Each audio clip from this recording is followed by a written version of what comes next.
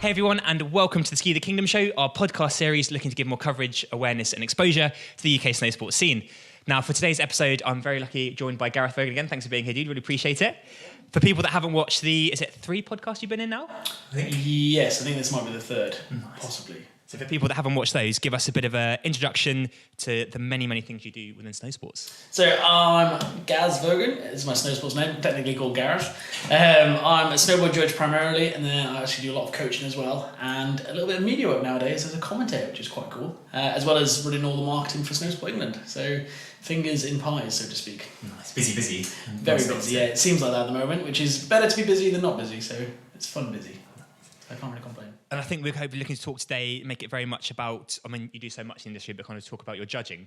Can you tell us kind of the story? Obviously, you've snowboarded so much for yourself, you compete as an athlete, kind of how you got down the path and became the judge you are and kind of doing so much in that industry. Yeah, so I started snowboarding when I was about 13, 14-ish. Local snowdome, kind of standard story, rode there every week, loved it, wanted a career in snowsports. Told my careers teacher, she said, you're not good enough, you need to find a proper job, which what my mum also said. And then went through all the competition stuff at uni with all Bucks. Really enjoyed it, really wanted to kind of stay involved. Then was going to go out to do the season, again, very much standard approach. Decided that it would be good to go up on top of a rooftop after a night out. Slipped and broke 2 vertebrae in my back. So I had surgery a couple of days later, did the whole rehab walking again. Season was completely off the cards. But then one of my friends worked in events and kind of said, do you want to get involved in the judging aspect? Because they needed regular judges to come and do the whole series. So I said, sure, because I've always been very vocal about the judging in the past. I'm sure if you scroll back through 10,000 tweets, you'll find something about the X Games. But there'd been an incident the previous year where someone had won, and in my opinion, they shouldn't have won. So I kind of wanted to have that impact on the sport. So I did a course in Snowsport England, and then basically got thrown straight in the deep end with buds. Did the whole university series that year and thought, wow, this is awesome. It's so nice to be at events, give my opinion, actually having an impact on the way the event runs as well. So I then started to do the international clinics with FIS and the WSF, which is the World Snowboard Federation. And then from there, it's kind of skyrocketed and snowballed, and I found myself at the Lax Open this year, and then on Eurosport for the Olympics and the Norwegian Snowboarding Championships. It feels like it's come full circle now because I'm still with the university stuff, and yeah, it's just living the dream. And yeah, pretty much. I think what's really cool, I kind of remember when you were going for that season, it's, I guess, for every, like, obviously kids now, everyone wants to go out and do a season and be a pro. And maybe, I don't know, I guess it's one of those things, you've got to get very lucky and there's got to be in the right place, right time to be a pro. And kind of your situation, however fortunate it was, kind of opened your eyes to this kind of judging world and got into a career. And what interested me there, kind of, you said your parents, I guess everyone's parents wants the best for them, and they kind of said, you know, they don't see snowboarding judging as a real job. Kind of how have they found it, particularly kind of because you said now you're out to Lax, you're at all the big events. What's their impression of it now?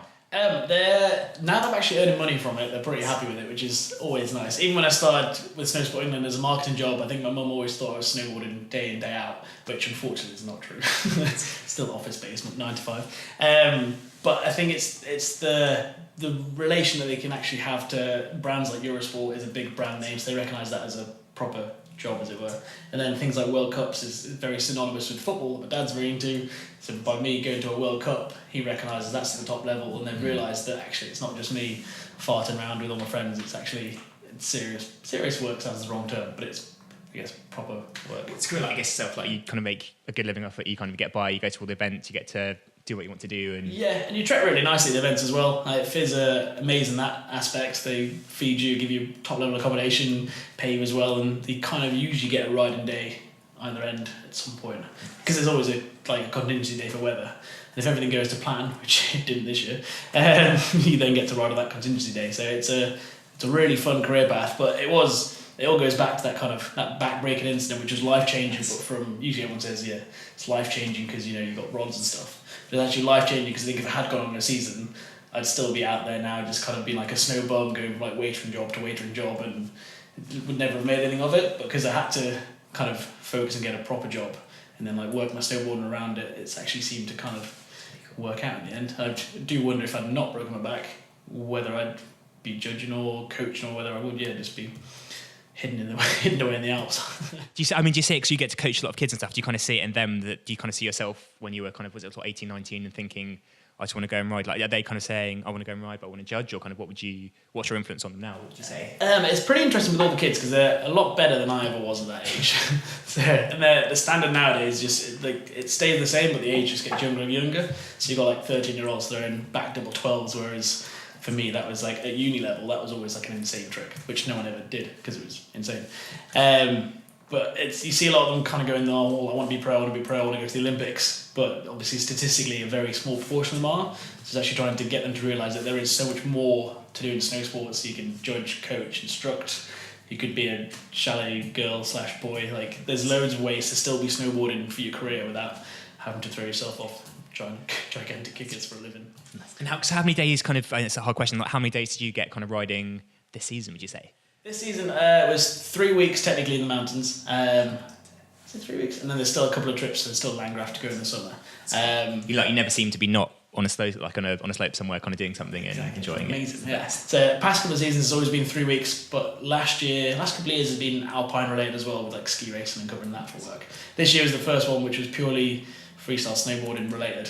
I got a lot more riding time this year than I should have done because the Lax Open got cancelled, which was good and bad. It was we really wanted the comp to run because there's quite a few young judges there as well. That it would be really nice to actually get it moving and kind of make our mark. But then at the same time, we were blessed with the best snow I've ever had. So riding that for a week in Lax with like some great judges and a great crew was pretty insane. So actually, I've had probably I think the most riding time this season than I've had before. Which I can't really complain now. So I guess that's a positive. Like if you're out there to work and stuff, you kind of if you book a holiday, you got to get lucky and stuff. But you're in the mountains so much and judging that if like it's a good day, I guess if the competition gets cancelled, then that's win-win for you. Kind of you get to ride. If it gets on, you get to do your work. It's perfect. And then you go out to the Brits and Lax, and the sun's out, so you get to sit in the sun and watch snowboarding. And then when it finishes at 2:00 in the afternoon, you can still squeeze a couple of laps in. Only a couple because P60s are ginormous. And yeah, so you spend your whole time either on a snowboard or watching snowboarding, would have been the dream if I'd thought of it when I was 16, for sure. For people that have kind of heard that, kind of it seemed, I don't know, we've kind of had this conversation before, you're kind of one of the stop kicking the microphone might help. You're one of the leading judges in the UK, and kind of it seems, I don't know, you kind of watch X Games and you kind of see the judges in their booth that one shot. How do you get to that point where you're kind of someone that's riding dry slope now and wants to be a snow sport judge? Kind of where do they start? What can they do? So the first way of getting involved is through the Snow Sport England courses. I run a couple through Bucks as well, which Bucks are kind of nice enough to put it on free of charge because they need all the volunteers and officials as they can. So you can attend one of those, and then a lot of it is personal legwork initially to kind of go to events and say, hey, I'm a judge, like, can I get involved? Which is what I did. I was out in Teen for Bucks main event, 2014, 15 I think it was, and the Brits were there the same week I was the week before. So I'd kind of drop them a message saying like, hey, like, I'm a judge, can I shadow judge just to see how it goes on at that level? And Stu Brass was like, well, actually we need a judge, do you want to judge? It's like, sure. And it's one of those that ever since I've had that gig I've like held on pretty tight because that's a pretty good one to have. Yeah, and then is it just like, is it kind of when you shadow for the first time, I mean, were you quite nervous? Kind of, do you need to have certain skills when you kind of say, oh, can you go and shadow and kind of be a help even if you just love snow sports and kind of know what's what? As long as you know what's what, you're all good. I always initially thought, like years back when I watched snowboard judging, I always thought it was ex-pros who could do all the tricks and knew all of it, but I can guarantee that I can't do like a switchback 16, which I've actually judged. There's no way I can barely do back 5. So you got double fronts there, so we've got to put that in there to back in the day, eyes closed. So like, as long as you've got the knowledge of the trick, you can call the tricks and you can recognise the difficulty, even if you can't necessarily do them, but you can tell like a front triple is harder than a back triple 14 because of the blind landing, etc. As long as you can bring all that knowledge together and judge, then like it's fine. So just watch as much snowboarding as you can, learn all the tricks, like learn all the skiing tricks as well, because Fizz wanted to be able to do both skiing and snowboarding. So and you started this year, you judged Brit ski, was it? Skiing, yeah, Brit skiing, and then the British University skiing as well. Which is like a lot of the tricks are the same. Like a 7 and a 7 are the same in both sports. The tricky bits in skiing was the amount of switch ups some of the skiers can do. Remembering, like trying to keep track of what he does is just mental. I know what you mean. It's one of those like you have to basically count it and then kind of scribble as much as you can on paper, wait for him to finish his run and go back and go, oh, that's what that was. It's also quick as well. It's all you have and nothing even flows in the same direction. So it's kind of that's the hard bit to track, and then putting yourself in those ski boots and going, oh yeah, that's pretty hard. That's the bit I sometimes struggle with. Snowboarding wise, I can actually visualise myself doing the trick, even if there's no chance. But I can kind of go, oh, if I was coming in that, yeah, that'd be really difficult. But it's one of those things you just have to take and move onwards. I actually find it quite interesting as well because it is basically it's learning a new skill in one way, shape or form. Kind of opening doors to. I mean, it's when you kind of start as well. I guess we're so lucky in the UK that there's events like K-Jam this past weekend. It was the weekend. Yeah, I think it was the weekend before. I think and that's kind of been a real nice one. I guess how was it this year? And kind of you had a big judging team supporting you and helping you. K-Jam's amazing. It's always the event that kind of starts the UK summer. It's always very early May, usually like the first Saturday. It's a really fun atmosphere. Like, as the title says, it's a jam. So you have skiers on one side of the slope on the kicker, snowboarders on the rails, and then it swaps over. We had 7 judges this year, 4 on the ski side, 3 on the snowboard side. We actually had a couple of new judges as well, which is quite nice because the lower level events like K-Jam are kind of nice, quite nice to get into because the trick level, whilst it's high for certain people, it's not skyrocketing, etc. Because again, it is dry slope. It's all about creativity as well as the difficulty level. So it's a really good one to get involved in. It's a little bit chaotic because sometimes the lower level events are harder to judge because you're trying to like split hairs between like 50-50s and straight hairs. Whereas if you go to the pro level, trying to decipher between a back 14 and a back 16, there's a lot more to... A bit more. Yeah, a bit more to deduct and reward for. But it's a great one to get involved with because we just sat in the sun for the day and judged snowboarding and skiing and like help the new guys get up to scratch and then hopefully from there they might move forwards and do a little bit more. What would be their next kind of they've done K-Jam, they feel confident, what's kind of the next? Probably either the University Series or the English Slopestyle Championships because that's when it goes from like the jam format into the 2 runs and actually having to pull out a score for it. And the University Series is again probably same sort of standard as K-Jam. It's just a little bit more hectic at times because you're dropping skiers and snowboarders at the same time. And then the English Slopestyle Championships is probably up there with the British Indoors is like the pinnacle of like UK national competitions. And then from there you just look to go do the FIS and the WSF clinics, and that's when you can start to do like Europa Cups and World Cups and all the way up to the Olympics. So it's quite nice that pathway is very much set in place to go from like regional to national to international and elite. I think is like the four levels of it. It's an obvious step by step. You can kind of work your way. Yeah, definitely. Yeah, and it's one of those like it's just who you talk to. It's one of those. It's not. It is what you know, but it's also who you know, and kind of actually just talking to people at the clinics. So my Norway trip this year basically came out of I stayed in the same room as one of the Norwegian judges in Lax and made like an off the cuff comment about I'd love to go to Norway at some point, thinking I might be able to get myself some accommodation for the summer, and then like he was like, well, I'll try and get you on the panel for the snowboarding champs. I was like, oh, sweet. And then it was like thinking it was just another off the cuff comment and polite conversation, and then 2 days after we got back, got an email from Lasse, the head judge, to say, sweet, book your flights. It's funny how things work. I guess it's not only you're a talented judge, but also to be the kind of judges your work, you kind of see that the sort of their personalities and people that you kind of know, people that you can trust or do a good job. It's that kind of it's not all completely technical. It is. A lot of it does need that kind of clash of personalities to really discuss the tricks. A lot of the time we score on what you see and then sometimes discuss after and make tiny adjustments. But even though we're all working off the same criteria because it's so subjective, me and Sean have had different viewpoints in the past and I think that ranks higher, and so no, that was way better. You get these like mini heated arguments, and eventually you put your scores and the average works it all out quite nicely. But for the Norwegian guys, it was a big step for them because they were able to go and gotten British international judging, even though we're all at the same level. But for parents and kids, it's like, oh my god, it's way higher up. Even and exactly the same if you brought the Norwegians over as the British champs. Everyone like, oh, things are getting up a notch now. To have that, and you said we kind of talked before. You said actually having, I guess, with the success of Team GB and kind of the British snow scene, for people to have a British judge, it's kind of people look very fondly on it. They kind of want you out there. They want the UK Snowsports scene. And definitely, yeah. Like it's always been Canadians and Norwegians and Americans in the past. Like in terms of the athletes riding, like you can't deny they've got the skill level to be there. And there's a lot of Swiss judges on the tour, kind of going back. But again, now that Billy's won, Jenny's won, Izzy Atkins has been up there. They won bronzes, but that still counts as a win.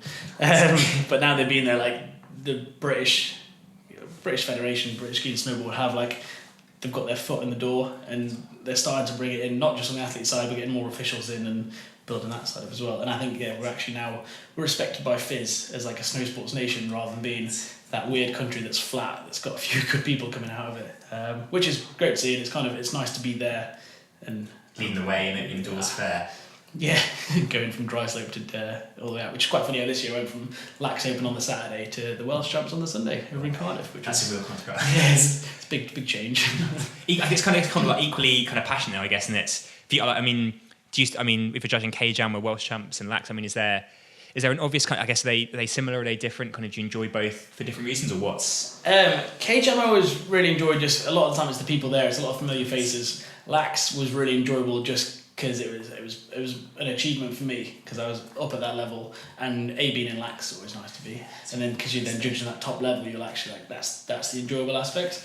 So a lot of the time, yeah, K-Jam's the atmosphere, and then the actual difficulty level for some of the bigger events. And at Lax this year was like the first time I'd felt like I'd almost made it as a judge. Not obviously fully made it and ticked off all the boxes, but it's the first time I'd kind of stepped out of that UK zone, and it was actually now being invited to stuff and being recognised, etc., which has helped the UK judging side of things because I kind of came from nowhere. Like, it wasn't really like a massive part of the UK scene coming through. So when I then started to judge, people would often yap back because I was just this nobody that was supposedly a judge. Whereas then you come back with like Eurosport and the Lax Open as on the CV, then everyone's like, oh, actually, maybe he does know something. A lot of people argue differently. Well, it's really exciting. I guess we do need. I guess we've got obviously the athletes performing really well, and then to actually have the people. If there wasn't you kind of organising the judging and making these courses happen, we wouldn't have. If there wasn't competitions running, then people wouldn't be able to take steps up and progress. Yeah, I think so. I think it's a whole package pretty much. It's not just the talent side of things. And I've chatted to the English athletes about the judging criteria, so they know when they go to comps, this is what we're looking for. Which some people in the snowboard industry hate because it's like you're trying to please a judge, you should be snowboarding for you or whatever. But at the end of the day, that aspect brings the money back in, and more people see snowboarding and skiing, so it can't be a bad thing. But it's just people adjusting the style to be able to tick the boxes the judges are looking for, rather than just throwing down the tricks on a Friday night. That little bit changes, but. Helpful for them, I guess. You did a really helpful article I loved when before K-Jam, you kind of put in your It's a Judge's Life blog, kind of said this is what we're looking for. I think just a skill, because when you are riding at competitions, I guess I was no competitive skier, but like would love to know, you think here's what we're looking for, right, I'm going to do my run so I kind of know I'm not going to revert, I'm going to mix up the way I spin, that kind of stuff.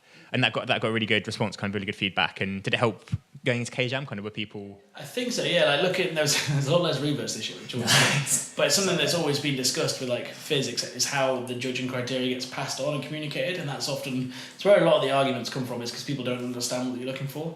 And people like social media nowadays, people are well vocal about it, which is good because it's a subjective sport, and that's one of the bits I love, is that it drives conversations. Cool. And you can, like, in a 100-metre final, you can dislike Gatlin as much as you can, but you can't deny you won. Yeah, so whereas for us, we can go, actually, I prefer Sally, I prefer Mark, like, cool, discuss, like, it's a full conversation, it'll take an hour at a pub, it's amazing. But actually having that criteria down, so particularly for parents with young kids who they don't understand a lot of the time, particularly parents that maybe aren't from the sport, actually being able to go, here's what we're looking at, this is how your son could do better if he ticked these boxes. And it gets that communication, so people aren't just going, but I did 7, 7, 7, etc. Like, actually, or twisty sevens, like, you need the grabs, you need the execution. So I think that knowledge is only going to help the sport and be the riders moving forwards. Definitely. It kind of seems some of that seems obvious but hadn't existed elsewhere before, which is really cool. And is it kind of stuff you're looking to do? I guess let's dive into all you kind of It's a Judge's Life. Kind of what's you kind of do so much in there now. Kind of for people that haven't heard about it before, give us a rundown, a quick the lowdown. So it's started off when I started to judge 4 years back now, which is a scary thought. I almost wanted to document where I wanted to go because I could see this pathway up to the top level. So I kind of thought, what if I wrote like a little blog, just almost like competition reviews, a bit of travel documentary style thing. So 9-10 years down the line, I can look back and go, I remember what I was doing like in the English champs and K-Jam, like way back when. That's cool. And then started to really enjoy that creative writing and writing blogs and eventually filming vlogs, which has been a bit average sometimes. We love them.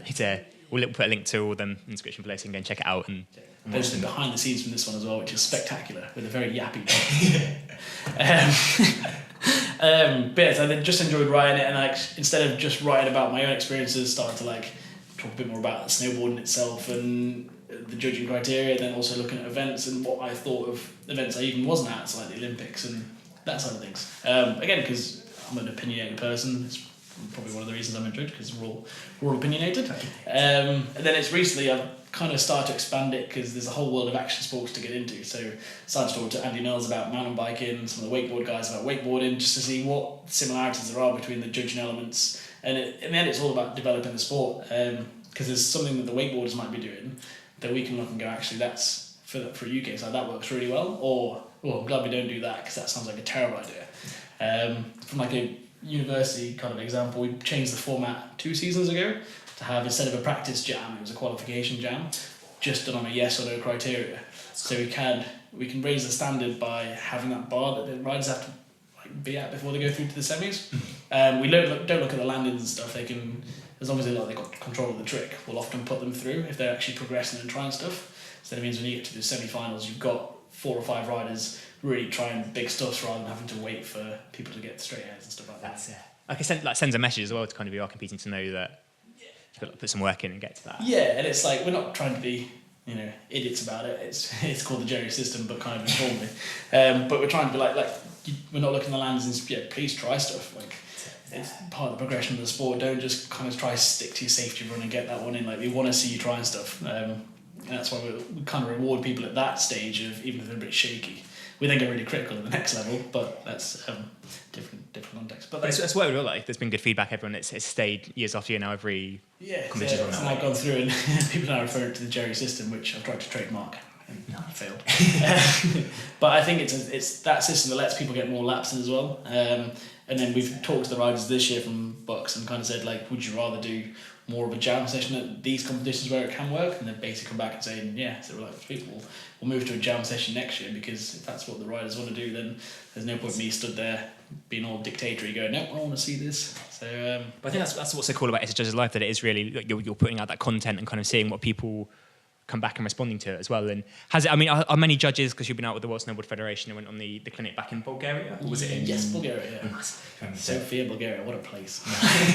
It looks like watching the vlog and stuff, it does look really cool to be out there. And do many judges do kind of, because you were like vlogging while you were there, kind of came back in the blog post, are many judges doing that, or is it very much this is Gareth Vogan? I don't think there's many. I think it's mainly there's loads of people have the social media accounts and do all that side of things, but I think it's only really me that kind of pulls it into almost like a mini TV series. But I think it's something that people quite like, because it shows that behind the scenes element, because you'll see tons and tons of tricks, but actually what does go on behind the scenes, how do the competitions work with all the cameras and that element. I think, well, for me it was always kind of fascinating, so I kind of thought even if only 2 people see it and enjoy it, and jobs are good and job done. But actually we went out to Norway, and the contest director had been speaking to Sandy in the Burton Open, and she was really excited that I was going to do some vlogs from Norway. Cool. So I was only actually going to do 1, but I think she got so excited I did like 3 or 4, and actually really enjoyed doing that. But I think they're only short, like a couple of minute things, and I try to put a little bit of a funny element in there, whether it's me falling over or pouring beer.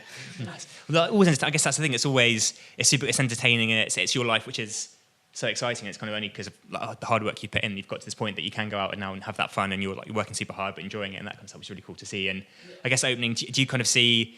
I mean, kind of, if you had feedback to kind of people, I guess you're a huge role model to people. Kind of sort of see, they're thinking, oh, I want to snowboard and ride pro, but actually I know I've got this backup career, or not even backup career, but I can go and be a judge if it doesn't go to plan. Yeah, hopefully people realise that it's a relatively viable career. I say career, but that sounds the wrong word. But it's a relatively viable, well-paid hobby, which does get you to the mountains. It's just a well-paid hobby. I hate to see it as work, so. But it's an option to get to the mountains. You can still ride, you can still be involved in the scene, and it doesn't cost you as much to go to lax as it would have done as a rider or just as a general bystander. So hopefully people actually enjoy watching it, and I've tried it, as you say, to expand it, so it's not just me sat judging and talking judge, and it shows like some of the other things you can do as a judge, such as wakeboarding and falling off. Let's dive into your life and career in general, because it's a really exciting point now. There's kind of some changes coming and things. I guess you've been working so hard for so long, kind of things are moving in a very exciting direction. Kind of what is your life at the moment? Kind of how do you spend your time? So at the moment I'm still with Snowsport England full-time 9 to 5, which, contrary to popular belief from what I put on Instagram, is my day-to-day job, and it is full-time. I usually get 26 days off a year, but I kind of blag that one a little bit with events. You do work every weekend, but you do work Saturdays, Sundays, all. Ski racing as well, which is it's actually getting more exciting now because I understand it a little bit more. I never thought I'd say that. It does seem one of those sports though, like even being a skier myself, like until you actually go to ski racing and kind of see what's going on and understand it all, it's weird because we went out to film Dave riding a couple of years ago in Lithuania, and I set the tripod up and filmed his run get down, and I was like, oh cool, like almost I wonder what I'll do on the next run, because like as a freestyler you can stand at the same feature and get a dozen shots, and then he came down and did exactly the same one. I was like, this is like, I need to move. I've got to get so many angles, because it's very repetitive, the same line, the same gate after gate after gate. And for me, as who has no interest in ever having done it, I find it a little bit dull because it's that repetitive. Like there's no creative flair. But then obviously people who do like it can see the technique changes and how it might affect it, and recognise actually, yeah, that's a really technical section. So, oh wow, he's done that really well. So I can now see, having broadcasted it quite a few times and commentated on it, I can see the exciting element of it. I'd never see myself doing it because it seems a bit silly. Too many shin pads. But even, I guess you spend so much time, especially when you're commentating on Eurosport and everything, you spend so much time watching, I mean, the SSE job, kind of watching ski racing now and watching Dave and stuff, and it's, I guess, opened the doors that you can now go and, like I say, you can go and, like, you're doing real live streaming of races, all this kind of stuff. It's really opened. Yeah, it's opened tons of doors, particularly with the Eurosport stuff. I've really got a taste for the whole broadcast and really enjoyed it, and how it's one of my most fun gigs ever, because me and Ian sat and watched a snowboard contest and just spoke to each other about it. Effectively was how it worked. And if I wasn't working for them, I'd probably have done exactly the same at home, but just talk to the dog. So it's nice to have an audience, well, an understandable audience rather than the dog that just licks his lips. But like having done all that, I've realised actually how fun broadcasting is. So I think moving forwards, that's something we're looking into. The whole live stream element on the social media, because social media's passion's probably the wrong word, but it's more the main interest. I think if I was going to do a proper serious job outside of snow sports, I think it would relate to social media. So moving forwards, as I take a step back from the whole full-time office job and try to do more judging, more coaching, more commentating, I think that social media is going to be my backup moving forwards. So I think nowadays the standard career is almost over for a lot of people. Everyone wants to do, like you yourself, you go to a lot of events, do a lot of filming. Like it's a lot of very much fingers and pies and all little aspects and variety, which I think is ace, because the amount of people you see at 50 that are well bored of their office job. It's true. Since like 19, whereas you're out of the country for a few days. It's exciting. I guess it's one of those things that, I don't know, it is hard work, and I guess you've built it up because you've done so much. You're documenting everything, you're doing so much, and it's nice that it's open to everyone. It's one of those things, I guess, if sort of like kids watching us now are kind of 8, 9, 10 kind of getting into snowboarding, they know how to use phones way better than we do, film better than we do, that kind of stuff, that it's just a matter of hard work and putting in something that... Yeah, definitely. And I don't know whether the hard work comes through, because I think I kind of hide that bit a little bit, but it's a lot of work, a lot of hard work initially to kind of get things off the ground and get yourself into the doors to meet people and say hello to people, and slowly but surely it starts to pick up pace. But I think if I'd known this when I was like 16, 15 when I started snowboarding, I probably would have tried to do it a little bit sooner. Definitely would have got into coaching a little bit earlier, because that for me is a great way of like passing on your passion to the kids. Like it's amazing. I used to take so much joy if I learnt like a 270 out of a rail, but then nowadays actually telling a kid like to do something and he does it and it works, and like, oh, amazing. I guess lovely to see them excited, then see you as a coach being like, yes, they're kind of, I was a part of that and making it. Yeah, and like you see the kid then starts to look up to you and listens to you, and then will try something and learn something new, and you almost go, I've kind of learned 4 new tricks through him. That counts. All live vicariously through tricks, yeah, that kind of counts. Would you say kind of what's kind of a good age to kind of get into coaching and judging, and kind of should parents kind of be, I don't know, I guess every parent wants their kid to go and be the next Billy Morgan, James Woods, that kind of stuff. Like, is there a good point to kind of steer them down that route, or is it there very much you can go in both directions at the same time? I think you can almost pick it up as late as you want. So I know Jamie's starting to get into it now. He does his own coaching sessions. But then similarly, we've got Justin at the other end, who is almost at the fork of, he could push it further and go to the Olympics, or he could go coaching. So he's kind of keeping his options open. He's coached them at the weekend. He's a really good coach. And he's only 17, I think, is he? I think so. Yeah. So, but he's starting to get into it. He's got a really nice approach, and I think it's going to help him loads as an actual athlete, because by coaching someone, you actually understand what you're looking for and be able to do a little bit more self-analysis. I know he works with coaches as well as an athlete, but so I think 17, 18, it's a great age. Even if you're not like forming officially, going all the courses, etc., even just helping out at the local slope. It's just a nice way of it keeps you involved. I guess that's the age when you go on your work experience and you think, oh, what's my job going to be now? And I guess there's that a perfect one to dive in and... Yeah. You do that week in the accountancy office and go, oh. Yeah. Yeah. Who did Sorry, Dad. Would you? I mean, is it one of these things with each judge's life? Kind of, if someone can they contact you? Kind of, can you? You've got your network now. You can put people in the right places. And yeah, like I hope I'm relatively contactable. I seem to always I see on Facebook on all the time at work for work. obviously. But yeah, like I'm trying to get more people to write for its judge's life or appear in the vlogs and stuff, just to have those different stories. So if you've got something to say, then yeah, pipe up, because I'll happily publish anything. As I've proven many times. Where's the best way to get in touch? Got emails, social media? Drop me an email at gaz@vogancreative.com, which gives you a little bit of an insight into what the new project's going to be called. Nice. Yeah, or Facebook on the page, It's a Judge's Life, and Twitter is also at It's a Judge's Life. As you can see, I'm across many platforms. Is that a good lesson then? That's good. Social media tip. Pretty much tweet off everything. And actually, social media tip is avoid Twitter nowadays, I think. So, yeah, it's great. It's the whole episode too. Yeah, so we'll cover that one soon. I'll be remiss if we didn't talk about the lovely decorations we have in front and behind us as well. Tell us about the story behind it, because it's quite a long. So before I got picked up by Syndicate, who are like the company that supported me the most through, I think it's almost 6 or 7 years now. Like since I was at uni, they've like Sketch's been so kind and like given me the nicest clothes to wear, super comfy, super stylish. But before I got into that, I always thought like slogan tees were pretty funny. They kind of make a statement. They're very puntery and jerry-ish, but they always made me chuckle. And I stumbled across this software that both me and you have now got with Ski the Kingdom and It's a Judge's Life, called T-Mill. Again, I presume we'll put the links in. I'm sure they'll pay us leading commission as well. Yeah, exactly. You know, feel free to sponsor. T-Mill are quite good, but it's software is probably the wrong word, but it's a business that basically lets you design your own t-shirts, and they hold the stock and ship it all, so you can kind of design t-shirts without any risk, really. That's super easy, really. Just get your design up and then it's all... Yeah, pretty much. Just you can drop images on and all sorts. So I thought it'd be pretty funny to do some judge-related ones, such as there's one that says like "My school sucks," because you know that's been called a few times. But it's just there if people want to buy it, or even just want to visit and have a chuckle. It made me chuckle, and that's kind of the main thing. If I make 4 quid out of it, then bonus. It's super kind of, you feel the teas and stuff, that's smiling back there and stuff, and it's really soft, it's organic, all natural, all renewable materials. Amazing that came through, because you have to almost buy it yourself if you want it. They don't give you any freebies, but it came through. It's gone through the wash a couple of times and it's held its size, and it still looks the same. So I was actually amazed by how well it works, the system, and you can it's on the It's a Judge's Life.co.uk website as well. There's a link up there. I think we're doing a lot of shameless plugging, but it's got to be done too. Yeah, we'll put them all in the description as well. If you've got any ideas for t-shirts, then let me know, because I'm all ears.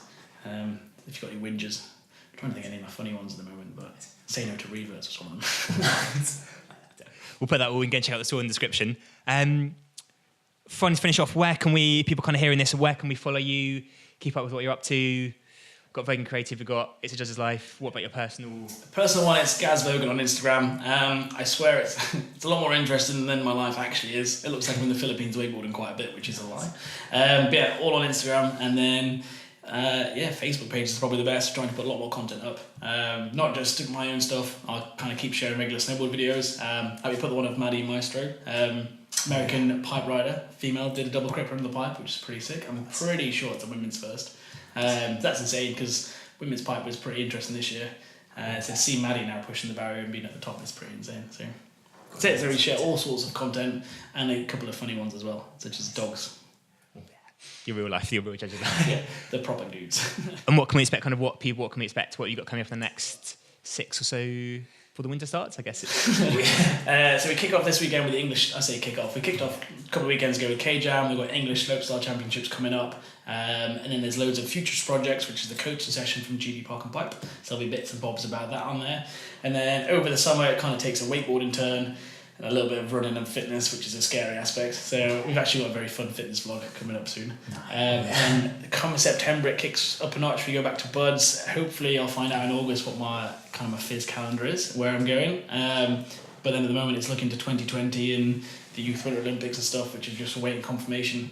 So I'm now actually having to plan a lot more in advance. So there's lots on the horizon. I'm going to try to get more and more people involved from all across the world, just to find out what their story is and what their thoughts are on snowboard judging, positive and negative. Exciting times. I have to have you back on in a couple of months' time and kind of talk about the summer, talk about what's going on, and see what life is now. I'll try to jig a t-shirt. Go next range. I'll switch that one. Awesome. Thanks very much for watching, guys, and we'll see you next time.